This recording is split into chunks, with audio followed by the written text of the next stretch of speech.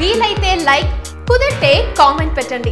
ఇలాంటి interesting breaking big news మాకు తెలిసిన వెంటనే మీకు తెలియజేస్తాం. నిజామాబాద్ జిల్లా ఆర్మూరులో జరిగిన జనహిత ప్రగతి సభలో పాల్గొన్న కేటీఆర్ ఆసక్తికర వ్యాఖ్యలు చేశారు. వేదికపై ఉన్న మంత్రులు, ఎంపీలను పేరు పేరున పలకరించారు. ఓ సూపర్ జోకు చెప్పి అందరినీ కడుపుబ్బా నవ్వించారు.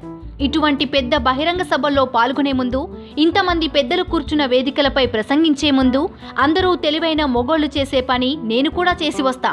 ఇంట్లో బయలుదేరేటప్పుడు నా భార్యను అడిగినా, పెద్ద మీటింగ్కు పోతున్నా ఏం మాట్లాడాలని అడిగినా ఆమె ఒక్కటే చెప్పింది, అందరికంటే ముందు నీకు మైకిస్తే తన తర్వాత పోచారం శ్రీనివాసరెడ్డి గారు, డి శ్రీనివాస్ గారు, కవిత మాట్లాడతారని, చాలా బాగా మాట్లాడతారని చెప్పి చప్పుడు చేక కూర్చోమని తన సతీమణి సలహా ఇచ్చారని కేటీఆర్ అన్నారు.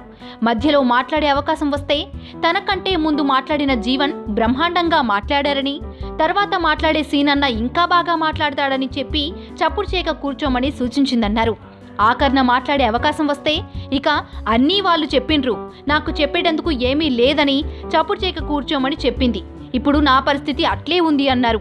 దీంతో సభా వేదికపై ఉన్న నాయకులతో పాటు కార్యక్రమానికి హాజరైన వారంతా పగలబడి నవ్వుతూ కనిపించారు.